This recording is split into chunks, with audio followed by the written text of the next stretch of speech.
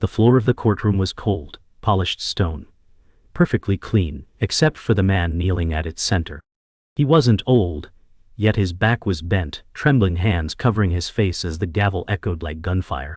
Billionaire tech founder Kamil Yousaf was sobbing uncontrollably, his voice cracking between gasps as he whispered, "I never wanted it to end like this." Around him, reporters stood frozen. A judge stared over spectacles. A security guard's radio buzzed, loud and indifferent. This wasn't how tech titans were supposed to look. Broken, not in a hoodie but in a custom-tailored suit soaked in tears. In the gallery, a woman with sunken eyes muttered, "He was just a factory boy." And that was true. 15 years ago, Kamil wore steel-toe boots, pushing crates on the graveyard shift, with a dream no one believed it. Now, his name was on a product that ran half the global supply chain. What had happened in between was greed, genius, betrayal, and the lie that started it all. 15 years earlier, the night shift buzzed with fluorescent dread. The warehouse air was thick with motor oil and fatigue. 19-year-old Kamil Yousaf pushed a cart, stacked with moldy cardboard, arms burning from double shifts. His co-worker Imran shouted, "Another all-nighter, genius boy." Kamil smiled weakly, "Only until I can code my way out."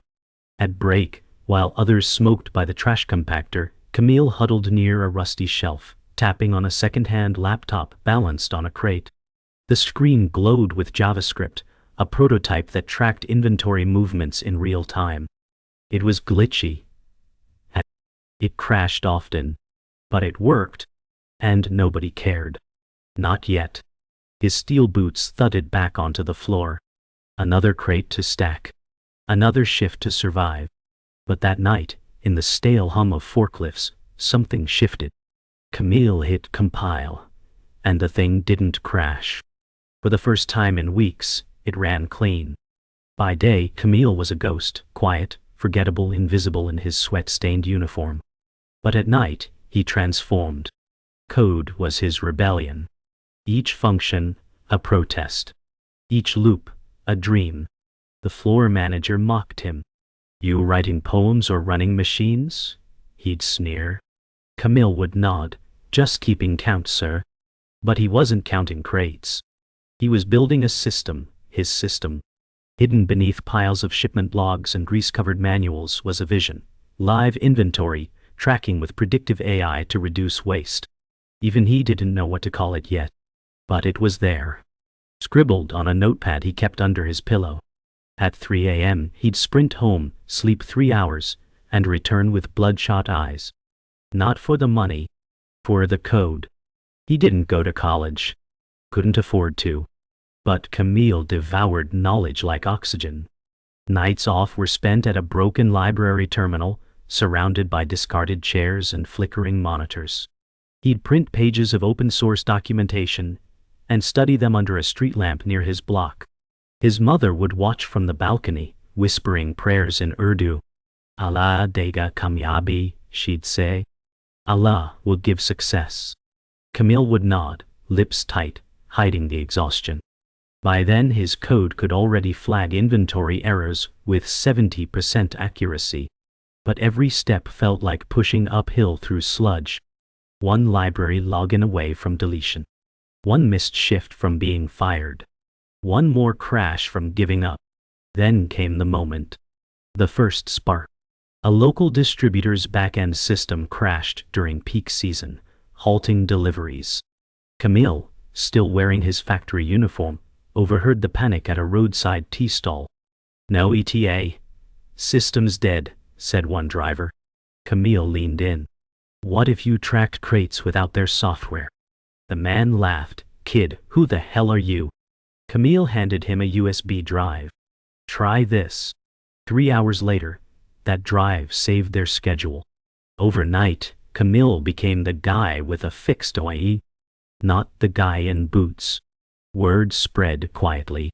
"That inventory thing, you built it? You freelancing? You available?" He wasn't ready. But he said yes. Every time. He didn't have a company. He barely had a laptop. But he had something better. A crack in the wall. And he was going through. Camille's bedroom was now a tech lab, disguised as a slum apartment. Wires ran like vines across cracked walls. 3 old monitors flickered on a desk made of stacked bricks. His mother had no idea what he was building. "This isn't safe," she'd say, pointing at a sparking extension cord. Camille replied, "Neither is staying poor." By day, he still hauled boxes. By night, he patched bugs for clients who paid in cash or sandwiches. His first client, the distributor, called again. "You got more of that tracking stuff? We've got 2 warehouses now." Camille didn't hesitate. "I'll send you something better." He called it V-Stack Alpha. It wasn't pretty, but it predicted crate movement based on patterns. He scraped off Excel sheets. He stayed up 42 hours straight, debugging every line. When it finally deployed, it cut delays by 12%. What? That small win felt like revolution. Not because of the code, but because someone used it. Really used it. He started getting emails, real ones. From logistics managers, small factories, even an NGO. "Heard you built some tracking fix," one message read. "Can we talk?" Camille panicked. He had no company, no logo, no bank account. He Googled how to make an invoice. He downloaded a random PDF template and typed in V-Stack Services, Karachi. That night, he drew a logo with a pencil on graph paper. Just a V inside a crate. V for velocity. V for victory. Maybe both. He scanned it using a friend's phone camera and slapped it on every outgoing file. No one questioned it. In fact, they loved it. "Clean," one manager said. "Looks legit." Camille smiled. "It is." That was the night V-Stack became real, not in funding, not in code, but in belief. The orders didn't stop. By month's end, he had 6 paying clients and no time to sleep. His room smelled of solder and burnt plastic. He built features on caffeine, skipped meals, ignored birthdays. One evening, his mother placed a roti on his keyboard. "Eat, you can't code on hunger." Camille didn't even look up. "I'm debugging the delivery module." She sat beside him, eyes watering. "Beta, no one in our family has done what you're doing." Camille finally paused. "They will." But his body was failing. On day 52, without rest, he collapsed while sending an update email. A neighbor found him on the floor, face down, laptop still on. The doctor's words were clear: exhaustion, anemia, borderline failure. Camille laughed as he sipped glucose in the clinic. "So that's what shipping version 2 feels like." He almost died. But he didn't. And that mattered more. V-Stack 2.1 was leaner, faster, and had something no competitor did: it understood chaos. Camille had built it for warehouses without rules, where shipments missed barcodes and forklifts crashed into walls. His system thrived where others failed. Clients didn't just use it. They clung to it. Word of mouth spread like wildfire. One day, he got a call from a man with an American accent. "This is Louis from Beacon Freight. We saw your module running in Faisalabad. Can we discuss partnership?" Camille froze. Pause. He stared at the phone for 5 seconds before replying, Yes, we can." He didn't have a passport. He'd never been outside Sindh. But that call changed everything. V-Stack was no longer a hack. It was crossing borders now. It had left the bedroom. And so would he. He borrowed a blazer 2 sizes too big, printed business cards at a photocopy shop, and took his first ever flight. At the Beacon Freight Regional Summit in Dubai, Camille stood among giants, executives in Rolexes and Italian suits. He stood small, quiet, and certain. During his pitch, the projector glitched. The slide wouldn't load. A few chuckles rippled. Camille put the clicker down and spoke without notes. "My name is Camille Yousaf.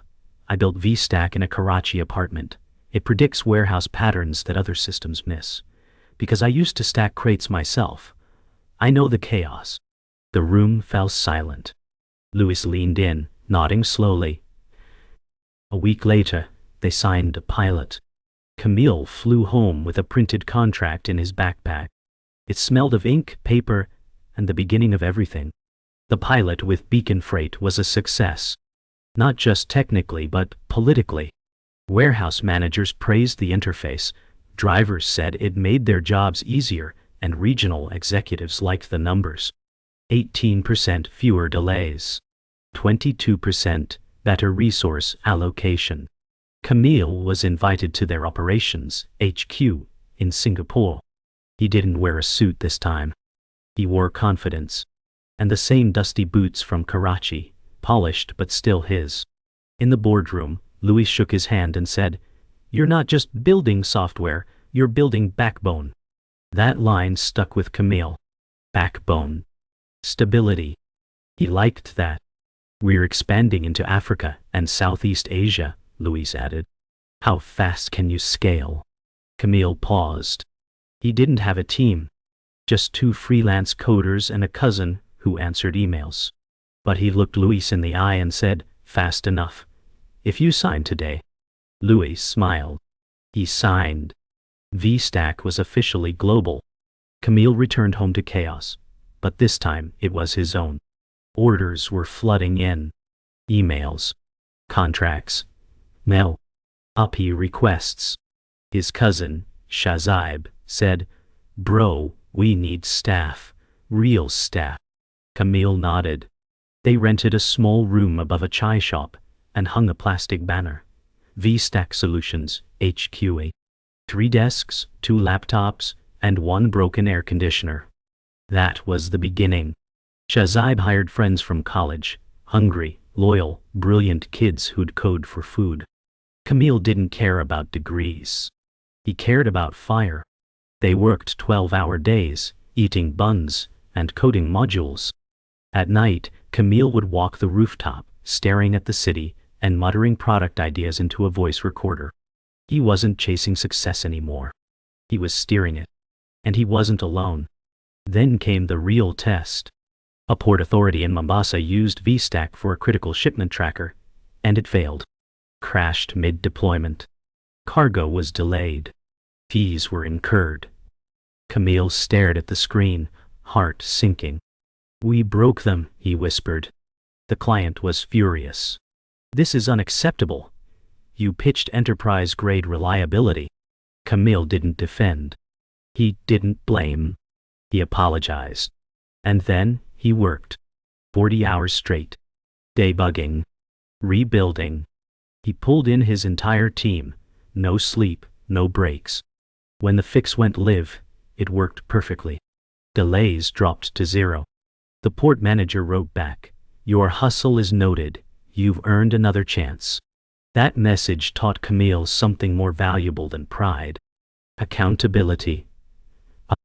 "We don't fail," he told his team. "We repair, faster than anyone else." By now, investors had started circling. Local VCs, overseas angels, they all wanted a piece. One offer stood out, $2 million for 20%, Bachkwa. Camille stared at the term sheet. "We can hire 10 engineers with this," Shazib said, eyes wide. Camille nodded slowly. But something gnawed at him. The investor's rep, slick, suited, rehearsed, talked more about exit routes than the product. "You could flip this in 2 years, easy," he said. Camille shook his head. "We're not flipping anything, we're fixing broken systems." He turned down the offer. The rep scoffed, "You'll regret that." Camille smiled. "Maybe, but I won't forget who I'm building for." That day, VStack's vision hardened. It wasn't just software anymore. It was a stance. Build for the broken. No shortcuts. A few weeks later, an email arrived from a multinational conglomerate. Their logistics subsidiary was bleeding millions from inefficiencies, and they'd heard about VStack. Camille flew to Amsterdam for the meeting. It was sleek high-rise, sharp suits, fancy coffee. But he walked in with the same grit, the same pitch. He didn't brag about user growth or revenue. He showed heat maps, delays, gaps, dial. The chaos he knew. He explained how VStack didn't just optimize. It adapted. We built it for warehouses where the lights go out, where records are missing, where people are tired but still moving. The CEO sat back and nodded. You're not a startup. You're a system builder. They offered $10 million over 5 years. Camille shook on it. VStack had entered the big league. 3 years into the journey, VStack had scaled beyond what Camille imagined. Over 60 warehouses across 5 continents ran on his code.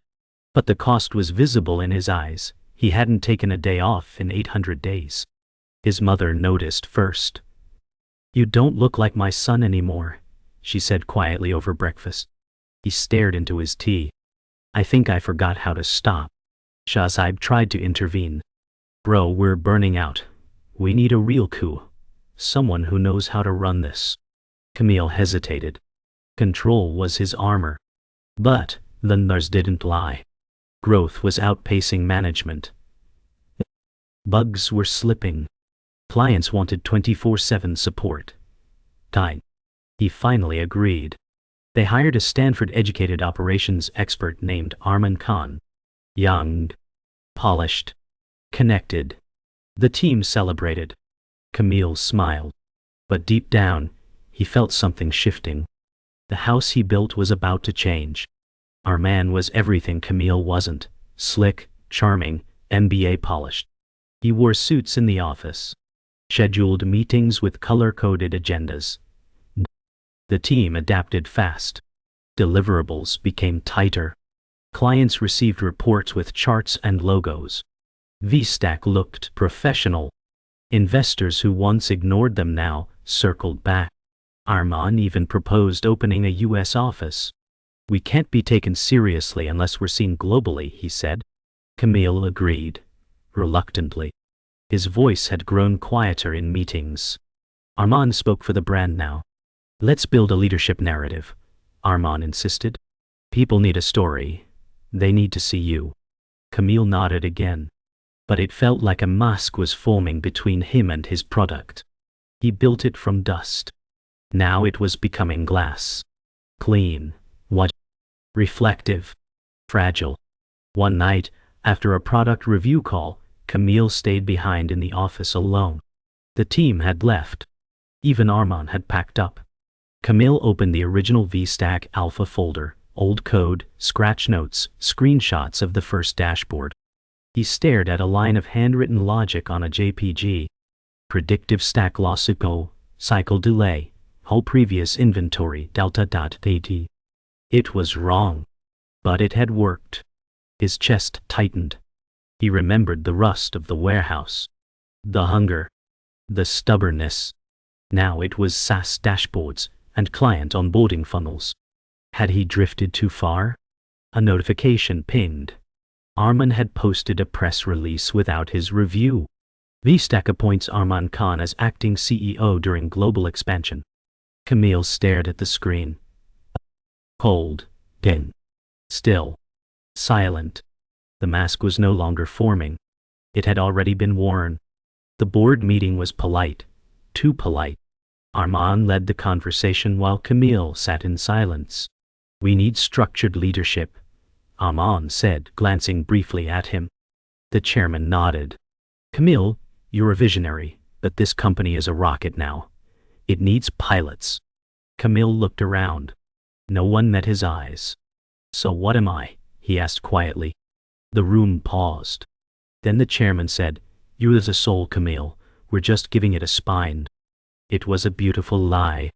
Camille left the meeting without a word. Outside, the sun hit hard. He walked until his phone died. No GPS. No pings. Just air. He ended up at the chai stall where he'd first handed over that USB stick. The owner recognized him. "Billionaire Sahib," he joked.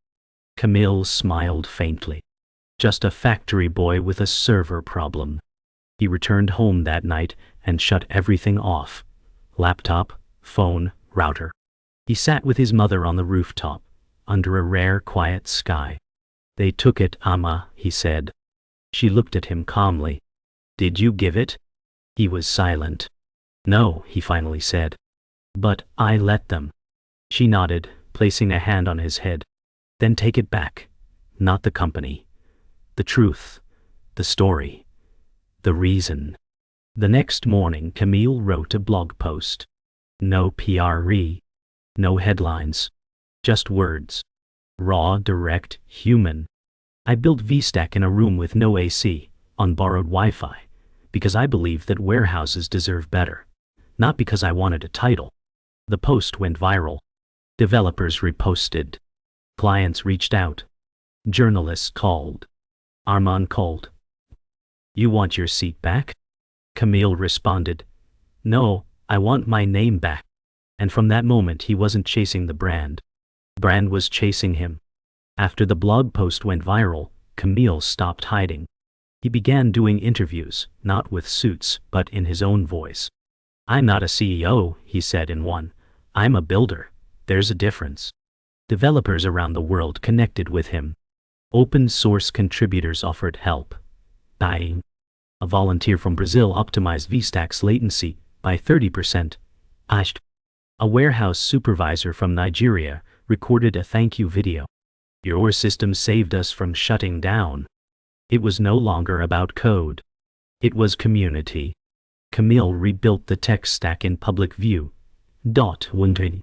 Transparent updates. User logs.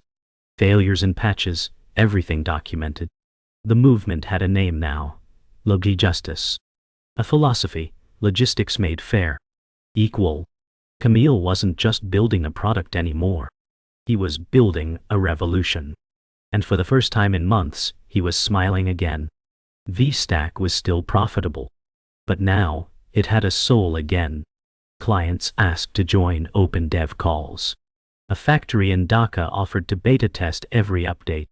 Armand returned, not with demands but with respect. You did what I couldn't, he admitted. Camille smiled. You did what I wouldn't. They shook hands and decided to split leadership. Armand on structure, Camille on vision. It worked. For once, no one was pretending. One night, Camille looked at his team. Older now. Scarred, but wiser. You all stayed, he said softly. Even when I didn't. Shahzaib grinned. You were here. Just buried under code. They laughed. Loud, real, exhausted laughter. The kind only teams who have survived together can share. VStack wasn't perfect. But it was honest. And it was theirs. An investor summit in Lisbon invited Camille as a keynote speaker. The event was sleek, velvet stage curtains, international press. Camille stepped on stage in a plain kurta, no slides, no video. Just a mic. I was a factory worker, he began. And that's why I built this. He spoke for 17 minutes straight. No jargon, no pitch. Just pain, grit, and clarity. The room fell silent. Then, exploded in applause. Afterward, a top investor from Berlin approached him. You've made SaaS emotional. That's rare. Camille replied, It's always been emotional, we just forgot to say it. The quote went viral. VStack's user base doubled in 2 weeks. Not because of new features, but because of old truths finally spoken aloud. As recognition grew, so did pressure. Media outlets wanted exclusives. Tech giants wanted partnerships. No. Governments wanted control. A proposal landed on Camille's desk. An acquisition offer from a Silicon Valley firm. $240 million. It's a good exit, Armand said. It's a big exit, Shahzaib added. Camille stared at the folder. Numbers. Terms. Clauses. But then he thought of the chai stall. The factory. His mother. The dusty apartment with hanging wires. He closed the folder and pushed it back. We didn't build VStack to exit. We built it to exist. The room fell silent. Not out of disagreement, but out of reverence. Camille wasn't driven by valuation. He was driven by validation of every invisible worker he once stood beside. On the anniversary of VStack's first deployment, Camille organized something unusual. A thank you tour. Not for clients but for users. Warehouse managers, forklift drivers, factory clerks. He traveled to 7 countries in 30 days, sharing meals, shaking hands, taking selfies. At each stop he asked one question: what's the one thing tech never sees about your job? The answers stunned him. The cold, the weight, the boredom, the pride. He documented it all. Stories, faces, places. A book emerged. Not about SaaS. About survival. He called it The Human Stack. And in its final pages he wrote, technology isn't about changing the world. It's about noticing the ones holding it up. And that line would be quoted for years to come, in boardrooms, in classrooms, and on factory walls. 5 years in, VStack wasn't just software. It was infrastructure. Governments began integrating it into national logistics. Aid organizations used it to deliver vaccines. But the higher Camille climbed, the more alone he felt. He was invited to Davos, sat on panels with presidents. But afterward, he'd sit in his hotel room, laptop open, answering a bug report from a warehouse clerk in Hyderabad. You still read tickets? Arman asked once. They built us, Camille replied. But the demands never stopped. Emails at 3 a.m. Lawsuits over patents. Competing clones, emerging. Camille felt the weight of what he'd made, not as glory, but as gravity. He didn't want to quit, but he needed air. So one night, without announcement, he vanished. Turned off his phone. Left the city. No tweets. No headlines. Just silence. The world noticed. For 6 weeks, no one knew where he was. Not Arman. Not Shahzaib. Not even his mother. Rumors spread. Burnout, breakdown, betrayal. But Camille wasn't lost. He was in Hunza Valley, a remote stretch of Pakistan's mountains, staying with an old school friend turned goat farmer. No Wi-Fi. No screens. Just silent sun and snow. He woke up at dawn, carried water, watched goats, wrote in a journal. I built something too big to carry, he wrote on day 17. Maybe the point was never to carry it alone. And slowly, the burden cracked open into clarity. He didn't need to lead the empire. He needed to pass the torch. Not escape the world, but re-enter it with less weight, more wisdom. On day 42, he hiked to the highest cliff, opened his journal, and finally smiled. He was ready to return. Camille returned unannounced. No press, no speech. Just walked into the VStack office one morning, with a bag of apricots and a journal. The team froze. Then, erupted. Shahzaib hugged him hard. You okay? Camille nodded. Better, lighter. Arman smiled. You've been trending for weeks? Camille laughed. I wasn't trying to. He called a team meeting. Everyone gathered, curious. I'm not here to take the wheel again, he said. I'm here to make sure we never lose the map. He opened his journal. Showed sketches, ideas, fragments. Let's open source half the stack, he proposed. Give back. Let others build on it. It's time. The room paused. Then, one by one, heads nodded. What had started in secrecy would now grow in sunlight. VStack's next chapter would be open. Lend. Not just to users, but to builders everywhere. The open source launch of VStack Core was a global event. GitHub servers surged.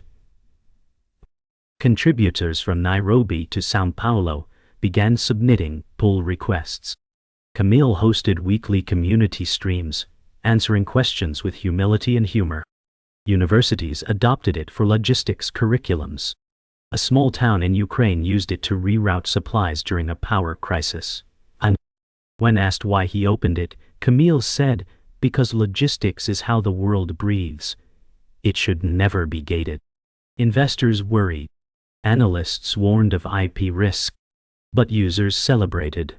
For them, it wasn't just software. It was trust. Camille stepped back from the CEO title permanently, naming a new leadership trio, 2 engineers and 1 warehouse manager. Not MBAs. Builders. And with that he watched from the balcony as his creation ran free. It no longer needed him. That was the point. That year, Camille was invited to speak at MIT, not about technology, but about humility. The title of his talk was simple: The Things We Don't Track. He spoke of time, of dignity, of labor unseen. "We built VStack to measure crates," he said. "But we forgot to measure the people lifting them." The auditorium was silent. Then, standing. Not because he had dazzled them, but because he had reminded them. The world doesn't run on code. It runs on courage. He ended with a message scribbled years ago in a cold bedroom on a torn paper: "Build for the invisible. They are the ones who carry us." As the applause faded, Camille walked off stage, not to cameras, but to a quiet side hallway where an old janitor waited. "My son's warehouse uses your thing," he said. "He sleeps better now." Camille smiled. "Then, I do too." Years passed. VStack became a silent staple of global logistics, never flashy, always essential. It was embedded in ports, trucks, drones, and humanitarian missions. And yet Camille remained a ghost in its daily operations. He lived simply, taught at a community college in Karachi, and spent evenings helping local vendors digitize their inventory for free. One day, a student asked, "Why don't you run the company anymore?" Camille smiled. Because building it was the point, not owning it. On the chalkboard he wrote, "When you solve for visibility, don't forget to remain visible to those you started with." He then looked out the window, watching a delivery truck roll past, a small VStack logo on its side. Quiet impact. That's what he wanted. Not legacy. Just lasting use. That winter, he received a letter. Handwritten. From the daughter of his first ever client, the roadside distributor whose crates he helped track with a USB stick. "My father passed away," it read. "He always said your code saved his business. Thank you." Inside the envelope was an old photograph, the 2 of them at the chai stall, laughing. Camille stared at it for a long time. That moment had launched everything, but it hadn't felt like much back then. Just instinct. Just effort. He framed the photo and placed it above his desk. When students asked about it, he'd simply say, "That's the day I wrote my first line of real code." Because it wasn't about the syntax. It was about the belief that even the smallest fix could change someone's world. A logistics crisis hit South Asia. Floods had paralyzed key ports. Relief aid was stuck. Systems collapsed. Then, someone restarted a dormant VStack node in a remote warehouse. It ran flawlessly. Volunteers began rebuilding aid routes, using the open-source stack Kite. Within days, the system Camille had built years ago was coordinating drones, trucks, even riverboats. News spread fast. "Old tech saves lives," one headline read. Camille refused interviews. He simply wrote one tweet, "Still running." That tweet was shared millions of times. Not as a flex, as a reminder that integrity outlives ego. The world didn't need his face anymore. It needed his foundation. And that was more than enough. VStack celebrated its 10th anniversary with a quiet gathering. No press, no branding, no stage. Just users. Warehouse workers, drivers, clerks, some had traveled thousands of miles. Camille was there, but not as a guest of honor. Just part of the crowd. He shook hands, shared meals, and listened. A woman from Manila held his arm and said, "Your software made my night shift bearable. My daughter thinks I'm a superhero." Camille blinked. "You are," he said. The celebration ended with a candlelit silence, each flame for a worker, lost to exhaustion, accidents, or neglect. Camille lit his candle and whispered something no one heard. But his tears said enough. Because V-Stack wasn't a company. It was a memory. Of every unseen laborer. Finally seen. Years later, a young executive toured the V-Stack HQA. In the elevator, she pointed to a name missing from the building plaque. "Who's the founder?" she asked. The receptionist smiled. "We don't say his name here." The executive frowned. "Why not?" The receptionist replied, "Because he asked us not to." Outside, the sun reflected off a delivery drone, lifting off. Its manifest was powered by V-Stack Core.